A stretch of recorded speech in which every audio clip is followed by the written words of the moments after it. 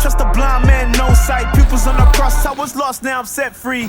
I was locked in a cage, made it out by his grace. Had to make up with my making no Fenty.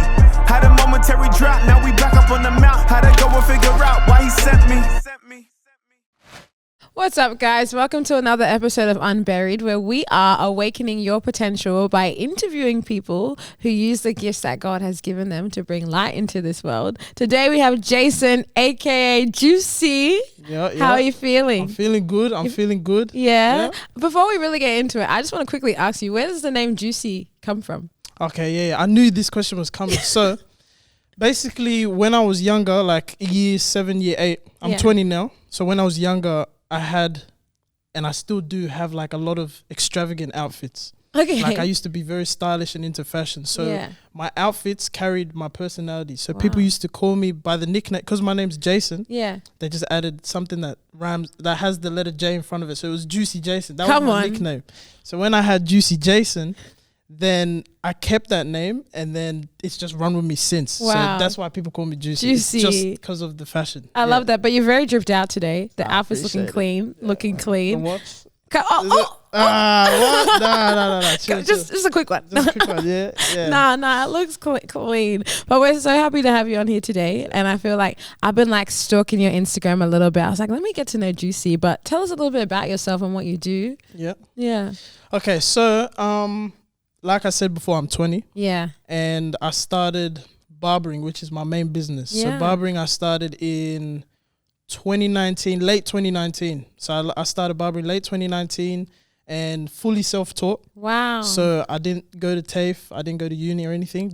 I graduated actually YouTube University, you know? Yeah. Straight YouTube, just I love practice. And then I kept doing it, and then eventually I ventured off into starting my own clothing brand and fashion, but my main business is barbering. Yeah. So that's what I do. So who was your first client? My first client was actually my boy. Shout out Ty Hickson. Ty Hickson was my first client. Yeah. And then, he had so much trust in me to just allow me to trim up his hair with no experience. Was it good? Nah. let me keep it a buck. It wasn't good. It wasn't good. Nah, it wasn't good. But yeah, he just kept coming. He kept coming, and so did other people at my school. So it was like the mullet phase. Yeah. When all the white boys used to have mullets. Yeah. Because my clients were so you were helping that? Yeah, I was helping that. Okay. Yeah, I was part of You were the part of the movement. Yeah, I was part of that movement. So it was like mullets, and then it went from mullets to like cutting down my cousins and my little brothers. So I learned Afro hair, and then I did self cuts. So then it went there, and then I progressed. Wow. And then I took it further and further. Completely self-taught. Yeah, fully self-taught. What made you even like wake up one day and say, oh, I want to start cutting hair. Like, I want to be a barber? There wasn't really much. It was actually him like that. So this guy, Ty, like I got to give him credit, because he was the one that just said, oh, we actually needed to go to a party. Yeah. It was a party was on that night. And then he was like, man, we don't have enough time to go to the barbershop and get a trim. So he was like, just cut my head. Like, does your dad have clippers? And I was like, yeah, he actually has clippers. Yeah. So my dad, I went upstairs, got my dad's clippers, the corded ones. So I had to hold the cord and cut. They weren't wireless. And then, I set up my phone. I watched the video. I pressed pause, and then I cut. So I was watching, press pause. This was like step by step. I had no idea what I was doing. And then I did that. And then we went to the party. He got a couple compliments. And I was like, nah, come on. It's serious? Yeah. And people were saying it's decent. So I was like, let me try. I'll try a little bit more, see if I can actually... I can actually cut hair, and I just took it further from there. That's crazy. Now, like, I saw that you even cut hair of like an NBL player, or he used to be an NBA player. Like, you have a really great clientele, and this came from cutting Ty's hair was that in your house? Yeah, in my backyard. Wow. In the little, what do you call it, alfresco? Yeah, at the back. So I was cutting him. Yeah. So then now my name's spread out. Yeah. Just by word of mouth and my content online. Yeah. And I was able to cut like Ian Clark, Denzel Valentine. Shout out both those guys. That's awesome. Yeah, and just be able to spread my name out even further. Yeah, that's so crazy. Sure. And like, you're 20 years old. Do you have a shop, or is this still at home? Nah, so I have a home studio. Yeah, that's awesome. So I've decked out my garage. Come on. And shout out to my parents for even letting me have the garage. So I have my garage fully decked out. and it's like my home studio. I call it my home studio. So that's crazy. Yeah. I mean, was there ever a point where you were like, oh, what am I doing? Like, I should go and do something else, or like everyone in my lane is doing something different, or were you just like, nah, I've got this in the bag, like this is good? I think what made me different from a lot of other barbers is they finish school and then they try and find something that they can do without the hard work. So they pick barbering, because it's like something you can just practice, right? But I think with me, because I did it when I was in school, it was always like a side hobby. So I was still studying and I was still trying to get good grades.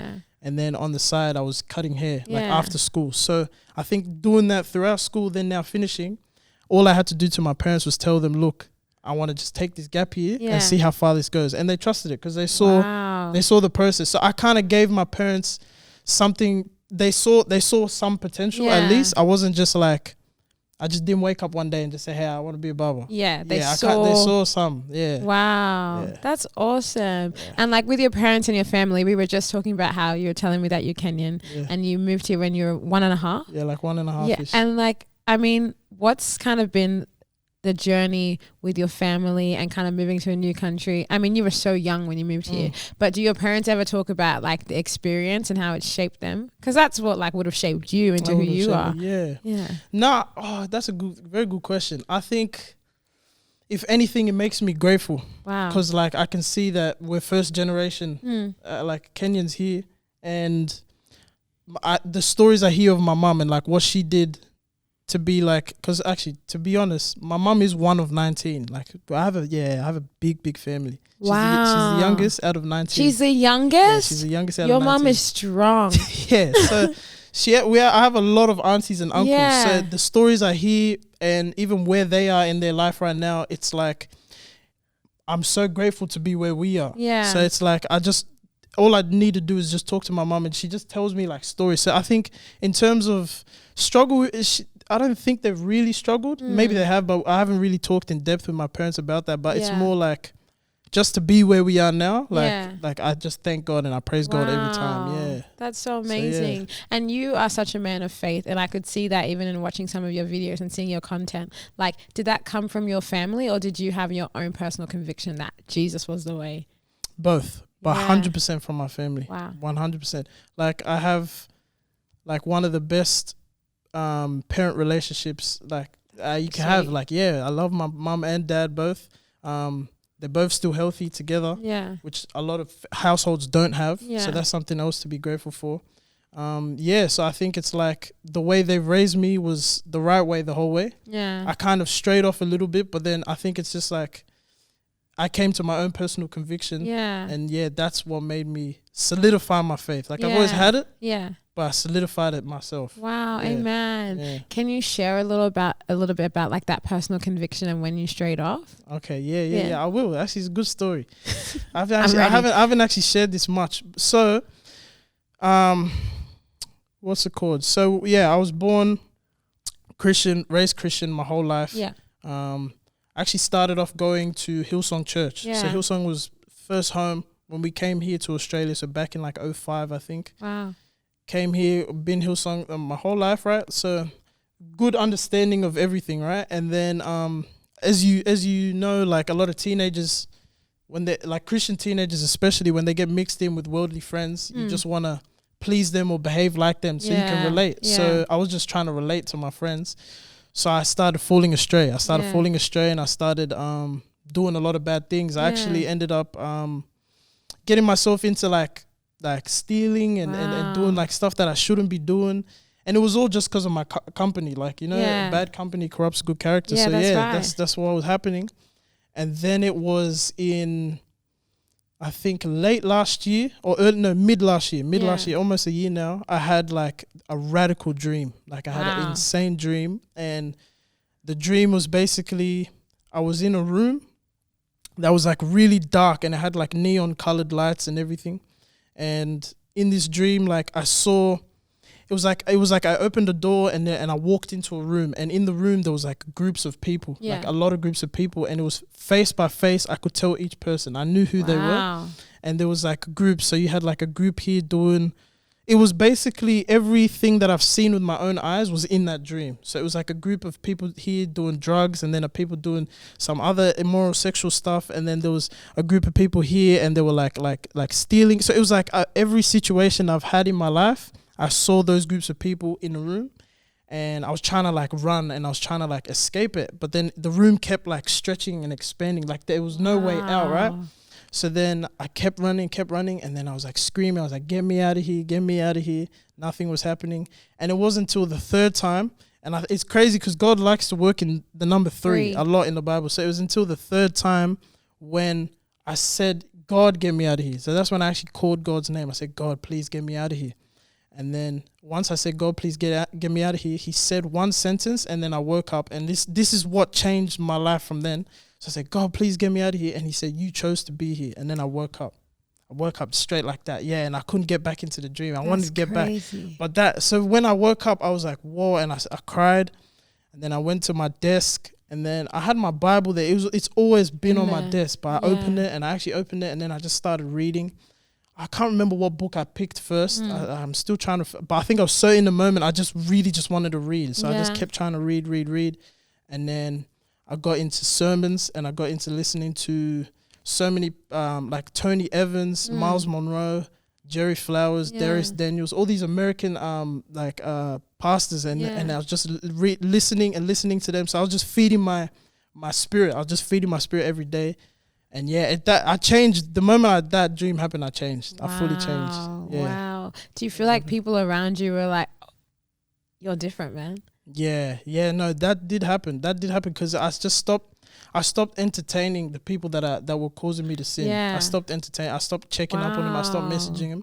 Not that I didn't love him. I just didn't want to continue that. And it hit me. It hit me when one of my close boys said, "Man, like." Oh, it was from one of my clients. He came for a cut. He's like, man, there's something different, bro. Like, what's going on? Wow. Yeah, like he was like, bro, there's something different about you. You look different. You're acting different. And I was like, yeah. Then I had to explain the dream to him. And then when I explained the dream to him, and he was a believer like me, it hit him as well. And he was like, oh, like what? And then that's how it actually happened. That's so crazy. So that's the story. That hit me too, like the conviction and God kind of like meeting you where you were and like calling you back to him, like showing you that this is your choice, but you have the choice to come back to me. But you did. That's so wild. Yeah, that's crazy. Yeah, it's crazy. It's a crazy story. Do you tell lots of people who come in the story? Or? No one actually. This is the first time it's actually gone public. Only a select few people know. Yeah. And like I think I told my mum the story, but not everyone knows the story. So that's a crazy story. Public now, yeah. Like you're 20 years old, you've had this huge conviction from God, and now you live like so boldly in your faith.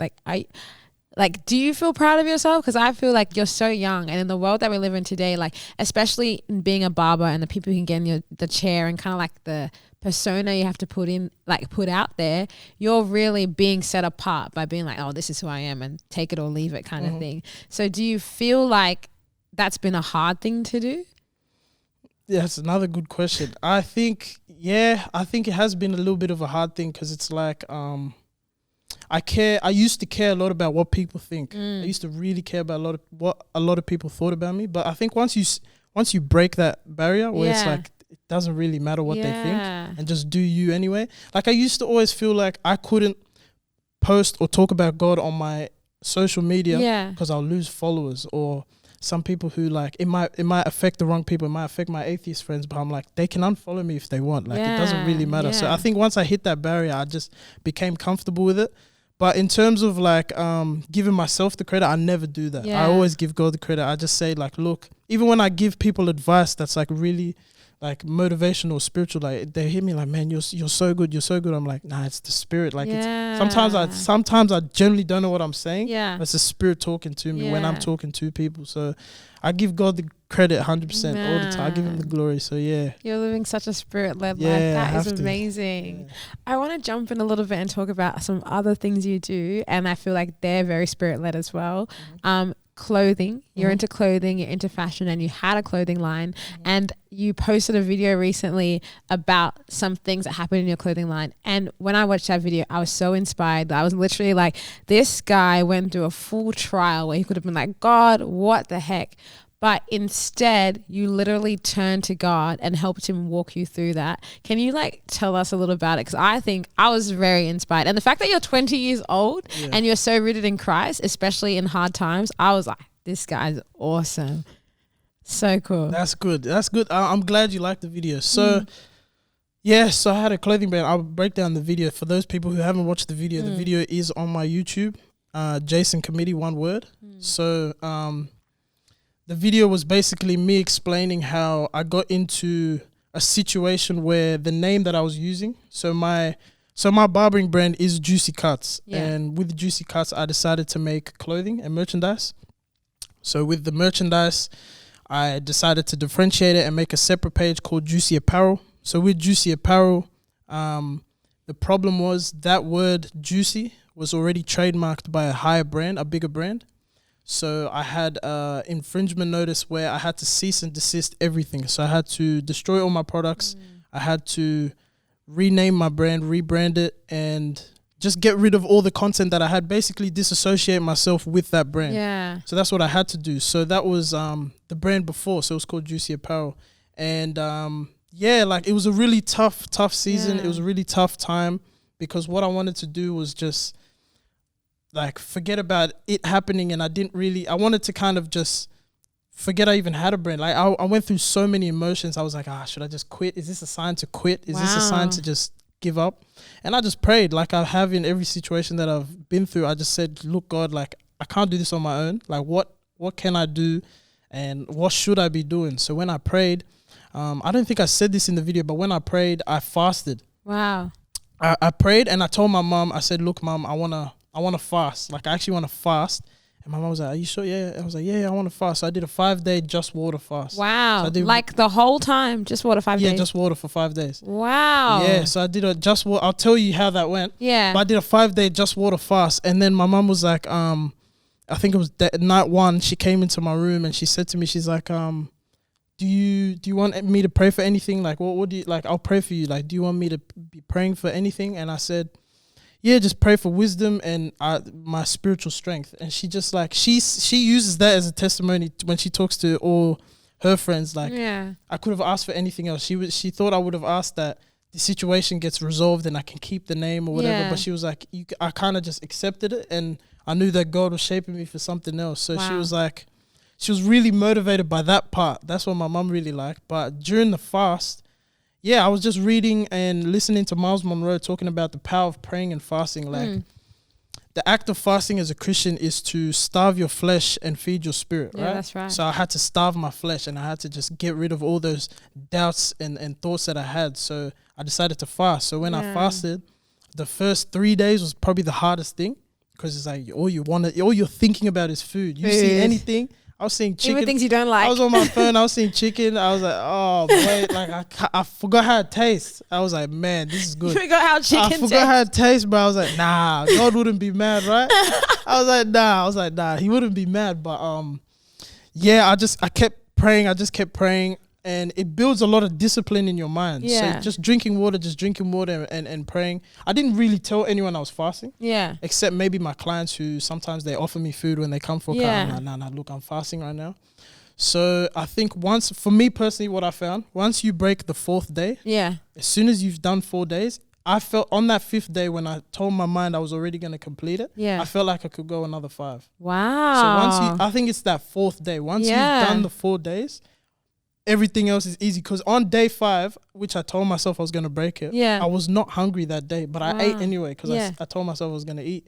But that's how I found fasting out. And it made me realize how much energy you can get without food. Yeah. Like you actually don't need food for energy. Yeah, you really don't. So it was like a weird, good experience, very good experience. And then, obviously you have the physical benefits. You cut down weight a little bit. Come on.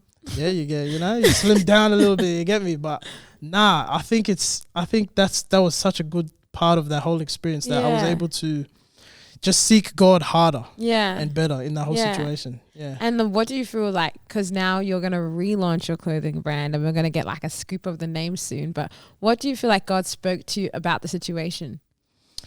In that situation, he gave me I don't even know how I came across Job, but in the video I talked about Job, where Job was battling.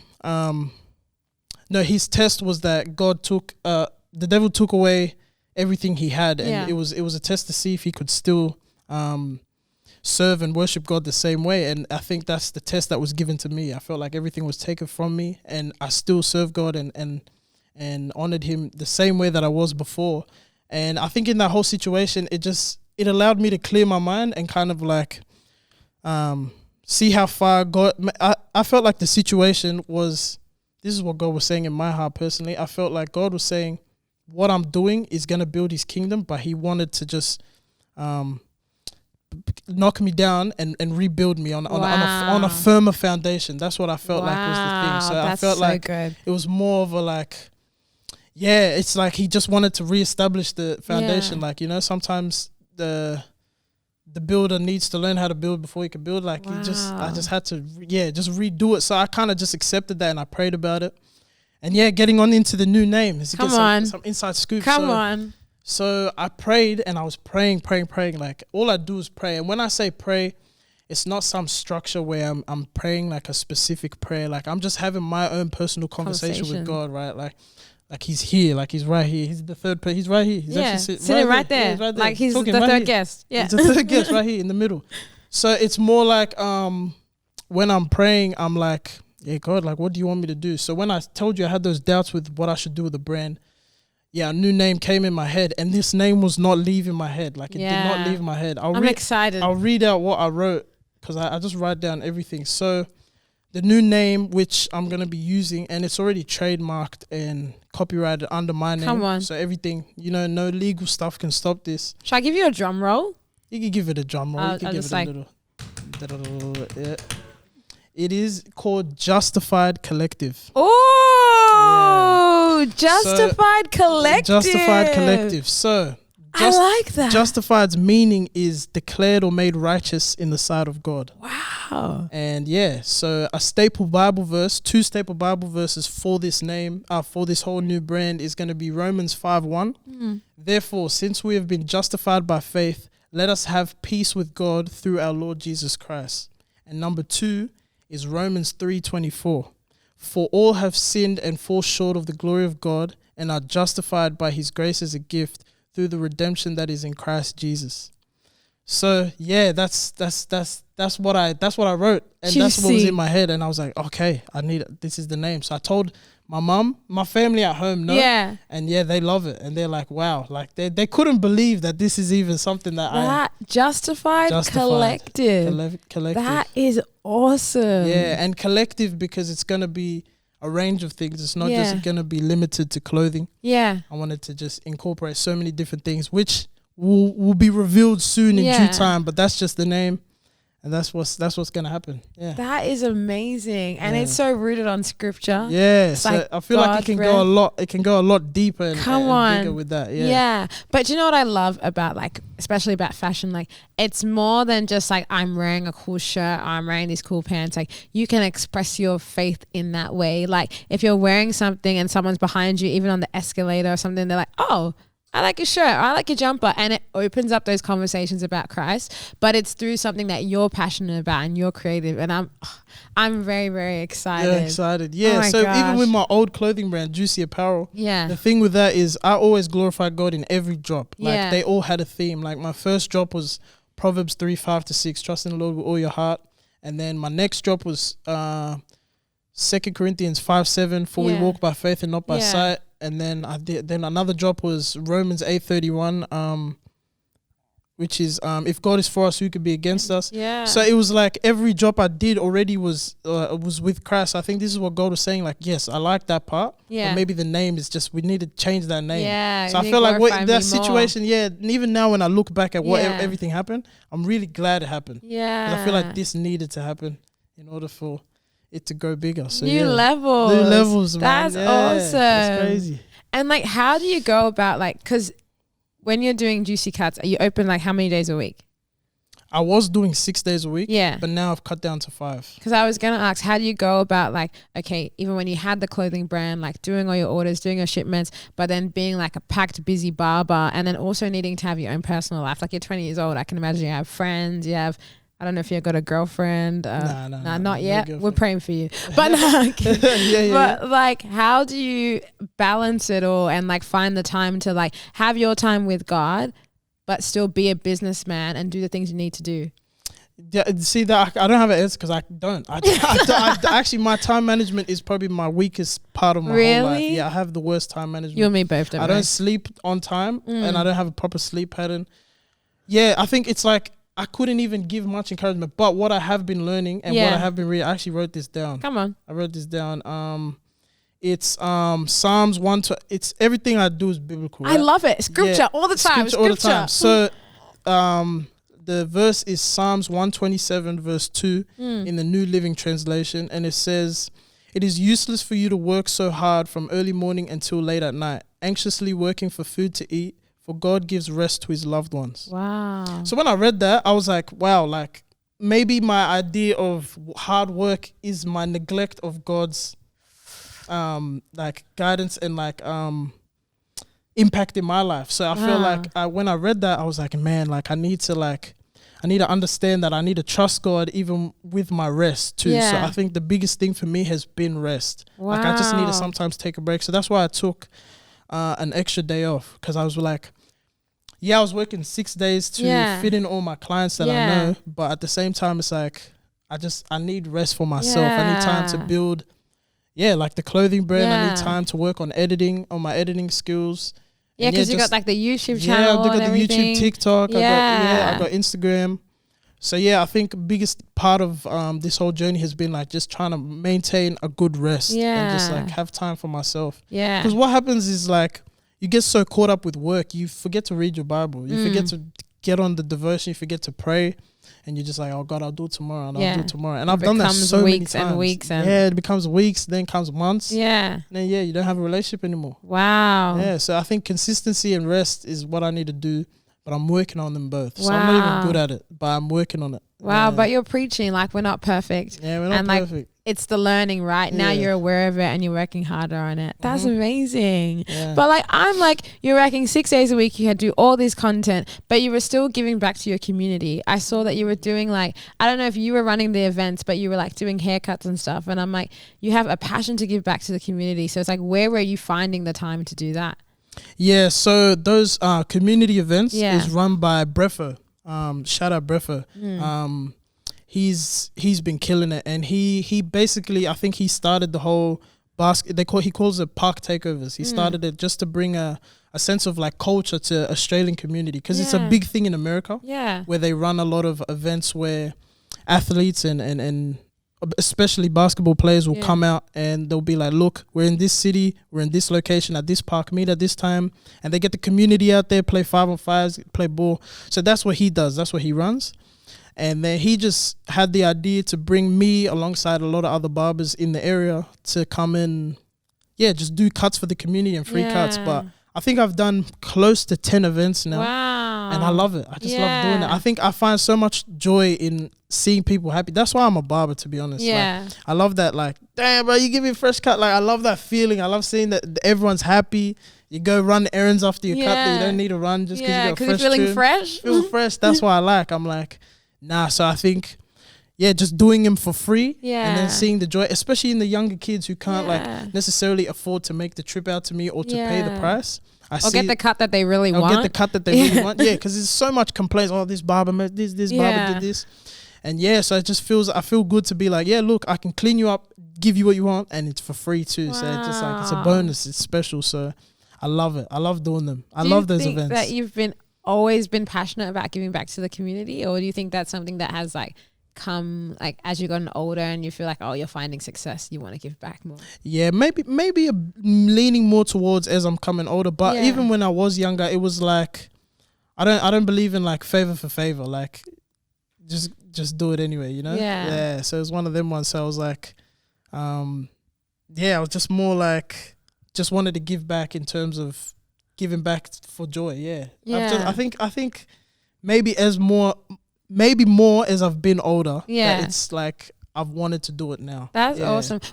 Because you said kids come, I want to know, like, what's the best reaction you've gotten from a kid when you give them a cut? Like, you put the mirror in front of them and they're like, actually, probably a good reaction was one of the guys at the park takeover, he got the trim that I gave him. Yeah. He felt so confident. He was like, oh, let me move to that girl there. if I get her social media, Snapchat, or anything, you owe me a free cut. I was like, bet. You owe him. Yeah, he owe me another free cut on top of that. I was like, you know what? I bet. I believe in the cut. I feel like it'll work. And he moved to her. He got it.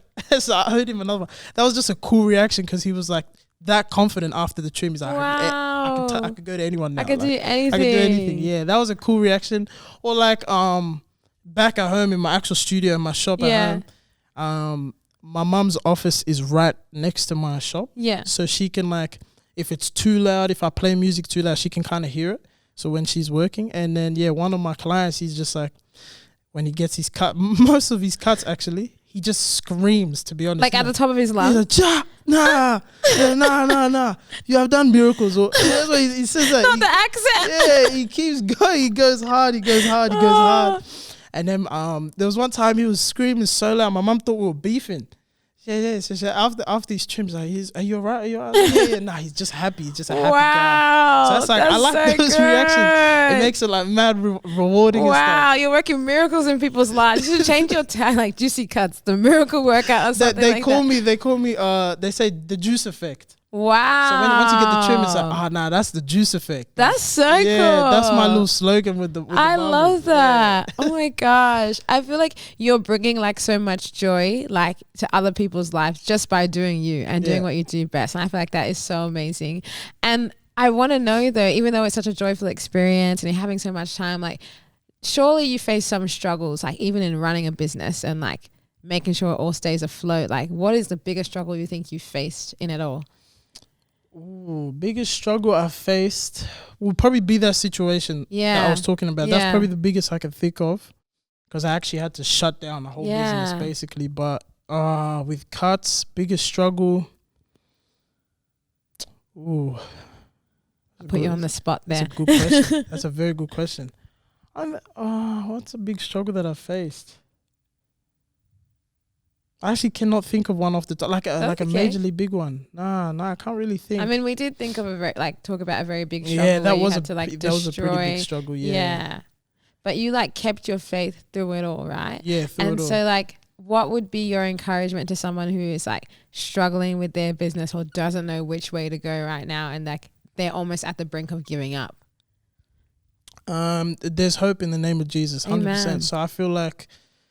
Yeah, I encourage anyone who's watching this. Maybe there's non-believers watching this right now, or there's believers watching this who are just like shaky on their faith. Like I just encourage you to just seek God for yourself. Like sometimes I feel like what people have, their situation and their relationship with God is so like they're trying to please their parents, or they're just trying to do it because they go to church it's routine based, right? Yeah. So I feel like if you build a personal relationship with your Creator, like what's that example? Like if you had a Tesla, you wouldn't go give it to a mechanic to fix it. You give it to the Tesla factory. Wow, yeah. So it's like, because there's value. You see value so it's like for us people who are created by God, we need to go to God to understand how we work. So we go to the Word, or we go through prayer. So I feel like that's my biggest encouragement to people who are like doubting themselves, also surrounding yourself with like a good community. I feel like you need a good community of like believers, of a church community.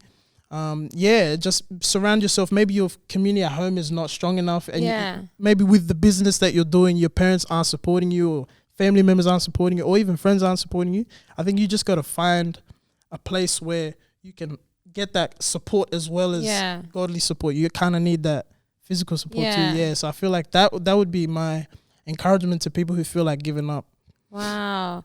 100%. I'm so like flabbergasted. I don't know if people still use the word flabbergasted, but I'm so like, you're 20? Yeah. Like, you're 20? Yeah. Like, I'm literally like, you are so full of so much wisdom and like so strong in your faith. And I'm like, if this guy is 20, what is he going to be doing in like the next 10 years? Like, this is crazy. And I know like that could be a loaded question, but like, do you think you have, I know God has a plan, right? And he can redirect anywhere. But like, where would you see Juicy in 10 years?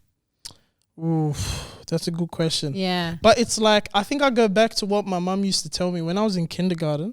My teacher. Throw it back to kindergarten. Let me go back. Let me take it back. But it will make sense. So when I was in kindergarten, my kindergarten teacher, I think my music teacher, there was so many people in my life when I was a young kid used to say to my mom, like, there's something about your son. Like, there's something about your son. My mom's been telling me this for time. Even when I used to fall astray and do bad stuff, she's like, remember, God's calling on your life is bigger than you know. So all that, she used to always remind me, but I never understood it. But I think now, since that dream and since everything that's happening now, I'm like, nah, I actually do have a big calling, and I can present myself well. I speak clearly. I have a good amount of people who are like on board with me. So it's like God's saying like, look, you have a lot of people watching what you do. Just what you do glorify me, and then you lead more people. Like I want what is it? Like the Great Commission, Matthew 28:19. Like go out and make disciples. Yeah, go out and make disciples of every nation. So I feel like the best way to do that is to live by my by my actions, not my words. So it's like I try and just embody Christ the best way. Like a lot of people look up to me and say they look up to me, but I look up to Jesus, and I tell people, look to Jesus, because I'm not perfect. Wow. I'm not a good guy. I'm a good guy, but like I'm not a good guy at the same time. Like, you know what I mean? I'll make mistakes. But yeah, I just always try and lead people to Christ and just tell people, look, like if you like what I'm doing now, I'm mimicking what God is. Wow. So just mimic him too. Like, you feel me? You could be like me and do what I'm doing if you just copy what I'm doing. Wow. So that's why I tell people. That's why I always tell people. But I feel like, since young and even as I get older, people always remind me that they see something special in me. Amen. And I'm like, wow. It can be overwhelming because it's like, it's a lot to to handle. Do you feel like it's been pressure, like to meet that expectation? Because people are like, I see something. A little bit. Yeah. Yeah, a little bit. Kind of like I'll be real. Yeah, a little bit of pressure, but I just feel like the more I pray and the more I just go like, look, like if you don't give me the praise, because the more I get the praise and the more people start to give me the credit, then maybe I can feel that in my head. Then I start to become prideful, and I don't want to become prideful. So I always humble myself, and I keep people who I have people around me who will always humble me, which is good. That's great. Like my boys aren't always gassing me up. Like they'll humble me bad, and it's good. I like that. I think you need that environment, especially when you're in the limelight all the time. Yeah. So I feel like in the next 10 years, I think Juicy will be huge. I think Juicy Cuts will be huge. Amen. I'm praying for stores, not just a store, stores. You training people up? Yeah, I will be doing. I'm not currently, but I will be doing that. I'll be training people up, and we'll see where Justify Collective takes us. You know, see how it expands. Maybe collabs, merges together with other things. So we'll see how far that goes, how big that goes. But like collab you said, with Sick of Sin. That's potential. Yeah, it's there. That's what I'm saying. It's there, bro. The offer's on the table. But I feel like the more I think about it, the more I'm excited. Yeah. But I never want to rush it. I don't want to rush it. Nah, in God's time. Rush it. Yeah. I'm excited for you. I appreciate that. The whole time you're talking, it's literally, you're 20? You're 20? Yeah. Like just ringing in my ear. Because this is just amazing. Of like, just the way you're like letting God lead your life is like so amazing. And like the example that you set is crazy. And I'm just wondering, like, do you feel like, as you are changing and you're mimicking God more, do you feel like you are kind of like ever losing people around you who are like, oh man, that's not for me. Like, you go ahead and do that, Juicy, but that's not mine. Do you feel like that's happened? Yeah. That's a great question too, because I feel like it's a crazy dynamic in terms of the more I proclaim my faith publicly, the more people start to go like, oh, this guy's too churchy for me, or he's too like spiritual. So I do see my follower count go, or even people that I used to talk to on a daily basis leave. But then at the same time, it's happened multiple times now where people have left my life. Yeah. And then now they're recently hitting me back up again and saying like, hey man, like this guy, he hit me up. He's like, we used to be close back in the day and we don't talk much anymore. He hit me up. He's like, hey man, what church do you go to? Ooh. Out of the blue. Like, we don't talk. And I was like, oh yeah, I told him straight away. And he's like, yeah man, I've been trying to like lock in because I can't, like life's not working. Wow. So I'm having a lot of people just being mad open to me or telling me like, because with my barbering, this is why I love it too. It's like therapy. Wow. So when you're sitting in the chair, right? When you're sitting in that chair, it's like this is my best time to evangelize to you, because you have to sit down for 45 minutes. You can't leave, right? Until the cut's over. So I use this time to evangelize, or my clients just open up and just tell me everything because they just feel comfortable. So it's like, I have filtered out those people who I don't need in my life. But then again, like, the moment they go, they're like, man, like, this guy's still killing it. Like, I don't even talk to him anymore and he's still killing it. So maybe they're like, I want a piece of what he has. So maybe they come back. So I think what's good and what's needed to have is like discernment. You need to have discernment, because sometimes people can come into your life just to use you. Yeah. So like I call them confused lovers. Like people who confused lovers. Yeah. So it's like people who are in your life for something that you give them, but not necessarily they're there for you. Wow. You know what I mean? Like they're just confused. You know what I mean? So I think, having discernment and being able to know, like, this is like, is this relationship, this friendship leading me the right way, or is it not leading me the right way? So I think that's something that I've had to deal with. But there has been on and offs. Yeah, people have left, people have come. Yeah, so I don't really care though. Like, you can leave if you want. Like, I'm not gonna cry. Like, God just filters out. I let him do the filtering, and I'll sit there and enjoy the ride. Yeah. But it could definitely be hard, because I feel like you get big names in your chair, especially if you're going out into something like fashion. You become cooler in the eyes of other people, so that can draw more of those confused lovers. The way you like just titled them confused lovers confused is so lovers, funny. But that could like bring more of them, because they want to be a part of the hype, like, and attached to the hype. And so like I still struggle in having like hard conversations with people, especially when it comes to how much access they can have to me and how involved they can be in my life. How are you navigating those conversations, or are you just letting the Holy Spirit just like in terms of people who are leaving? Yeah. No, normally people who leave my life just leave. So sometimes I don't feel like I have much conversation with people, because I never try and do anyone wrong, or even like I try and always be the bigger person. I'll always apologize and say sorry, because sometimes like maybe it's subliminal things that people like are leaving you for, like something, maybe it might be the way you act around them, or the way you said this didn't sit right with them, and they don't want to verbalize it. So like when people leave, or I notice that they're gone or whatever, I'll just be like, hey bro, it's been a minute, praying for you, God bless you, like whatever. I leave them with like a peace message. That's all I do, to be honest. And then sometimes they contact me back, sometimes they don't. But I see, it's funny though, I see sometimes they be pocket watching, because I just see them in my viewers. Pocket watching. I'm learning lots of words today. So pocket watching is when someone is like, they're watching you but they're not following you. Oh, okay. That's like when you have your story and you click the little I button and you can see. Yeah, like they're watching all your stories. You see them there, but they don't follow you on anything. Yeah. That's pocket watching. It's just like, what? You're still entertained by what I'm doing, but you don't rate me. But then at the same time, because you're like spreading the gospel through your content, it's like they're pocket watching, but they're being hit. You know, they're being hit. They're like, damn, maybe I should follow it. That's what it's like. So I feel like that's what goes on in their head. But I'm always willing to talk to anyone, and like even any old relationships or whatever, I'll still chat to them. I don't really care. I might just get a fade just so I can sit in the chair and have a chat with you. Like if it's like therapy. It's therapy. Wow. And on top of that, it's a good thing I mentioned, I had so many deep conversations that I started to buy Bibles.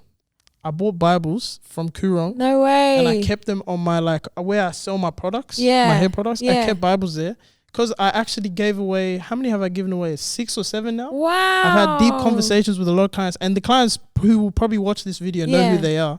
And they're like, man, like, I want to just start reading the Bible. People getting saved in the shop? People getting saved, so I give them a Bible for free, That is amazing. So I started that, and that's another thing. My mom's like, she's like, how do you even think of this? Like, just stuff like that. That's so good. And that's like showing that you don't just need to be like a pastor or an evangelist or someone who's standing at the pulpit to help people come to Jesus. You can literally do it in anything that you put your hands in. Like, I feel like you're a literal example of that. Like, people might be like, oh, he's just giving cuts, but like lives literally are being transformed. Just because you're like, well, this is what I like to do, but I'm going to bring my faith into that. The fact that you are handing out Bibles, like, here's your trim, but here's your Bible too, like, stay saved, is incredible. And I feel like I publicize my faith and I do like content like day in the lives, and like I make videos, and in my day in the lives you can see at the beginning of the day or the morning I'll start off with like Bible study. I leave that there because I feel like I'm not posting my faith and posting everything that I do for clout. I'm not posting it for clout, but I'm posting it more like people know that, all right, he's successful, but he still has God in his life. Like, that's why I do it. I do it so people can look at my content and they're like, oh man, he's doing this, but he's still putting God first. Like, oh, so it is possible. Yeah. It's more of a like, people can be like awaken, like, nah, I can actually live a Christian life and be successful too. Yeah. So I'm trying to just use my life as an example to everyone. Yeah. That's what I do. And not like hiding like who you are. Yeah, like, it's like, this is juicy. This is me, yeah. If you had a reality TV show, I feel like you should call it This is Juicy. This is Juicy. Yeah. The life of Jason. Hey. Yeah. Oh!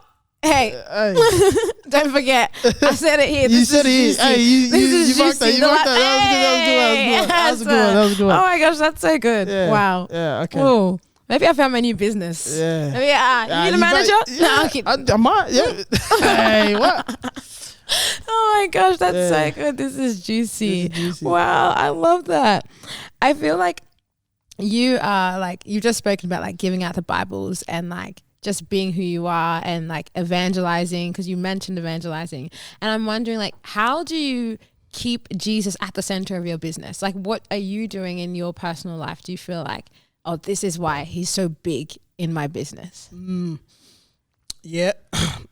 Prayer and prayer and reading the word allows me to come up with ideas, right? Yeah. That's how I come up with my ideas. That's how I'm like, okay, like, or even if I have an idea that just comes in my brain, I'll pray about it. I'm like, is this the right idea? Yeah. Or I'll ask my mom, or I'll ask people around me to double check and make sure, like, because my mom is someone who's fully spirit led, and same with my dad too. So it's like, I'll just reconnect my ideas with them maybe, or sometimes I might not, and I'll just pray about it. Yeah. But to keep God in the center of my business, like everywhere in my shop and on my page, you can see that I have, like, I'm showing that I'm a believer. You know what I mean? Like in my shop, I have Bible verses on my walls. Yeah. I have I have Bibles in there.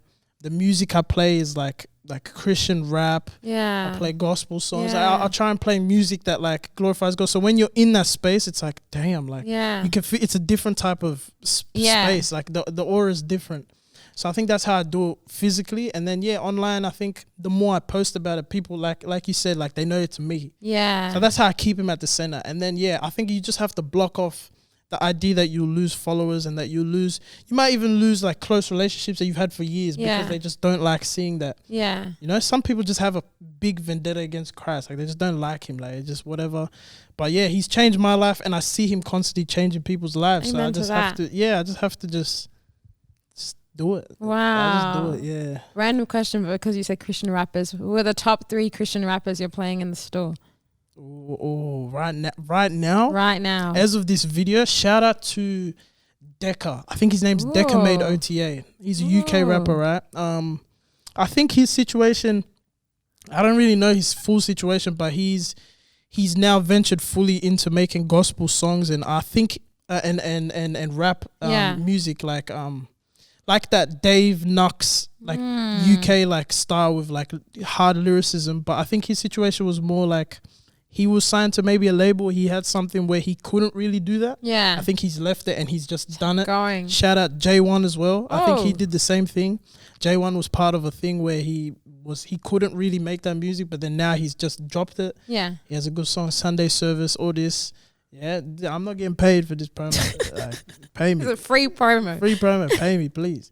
So I say J1. I say Decca is someone. Still Shady, Why Shady? I think they're brothers or whatever. It's like, you put faith in humans, I put mine in G.O.D. That one. He's killing it right now. He's got mad songs. Him and then I think his brother, or they both Shady and Still Shady. Yeah. Why Shady, Still Shady. And I'll give you one more, would be maybe like Caleb Gordon. Yes, I love Caleb Gordon. Yeah, he's hard. Wow. Yeah, he's hard. Yeah. So I'll say those 4 is what I'm listening to at the moment. Wow. Well, they need to run you a check. You just put them on the map. Like, hey, sponsor me. Something. Give me money. No, I'm joking. Give me money. Give me money, man. Oh, hey, someone's got to eat. Someone's got to eat. Wow. Like you are literally shining the light of Jesus, because not everyone who's coming to get a cut is a Christian, right? Not everyone. Yeah. So like, what is your advice to people who are trying to shine the light of Jesus in a worldly space? Like they might work in a space where it's like, it's not dominated by Christianity, but like they have that conviction. Because I feel like I'm not so into the industry of barbering, but what I can see from the culture of it, it's like that cool culture, that hip hop culture, like that sneaker culture, all that stuff. What would be your advice to someone who's working in that culture, but they want to shine the light of Jesus? I think the Bible says like they'll know you by your fruits. Like you just have to, like, your actions have to speak so much louder than your words. Like it wouldn't really be like, you wouldn't really be like people might not want to talk to you if all you do is just like talk. Yeah, it is good to talk about it. Yeah, I'm not saying you shouldn't, but I'm saying more like I just try and live a life that's like I'm generous, I'm loving, I'm caring, like just loving. Like you just gotta be willing to cut anyone and meet anyone and still maybe go and talk to whoever is in that space that you're in, whether it's fashion, barbering or whatever. But yeah, just still have the spirit of discernment. Maybe like, if you see that maybe this business partnership might not end the way that you're trying to be as a Christian, like, I think you might have to just use a little bit of discernment, but still let your actions speak louder and just continue to just push it. Like, just be you, be the best version of you, but you are being inspired and following Christ alone. Yeah. That's what I'd say. I love what you said. It's by your fruits. I was like looking at, in Galatians, I think it's like Galatians 12 where it talks about the fruits of the Spirit. And the Greek word that they're using for fruit is talking about offspring. So the fruits of the Spirit are like the offspring of your life. And so it's more so like, you know that quote where it's like, your life might be the only Bible that someone ever reads. I love that. And I feel like you're showing us that example of like living so plugged into Christ and so unafraid of your faith makes people go, hold on.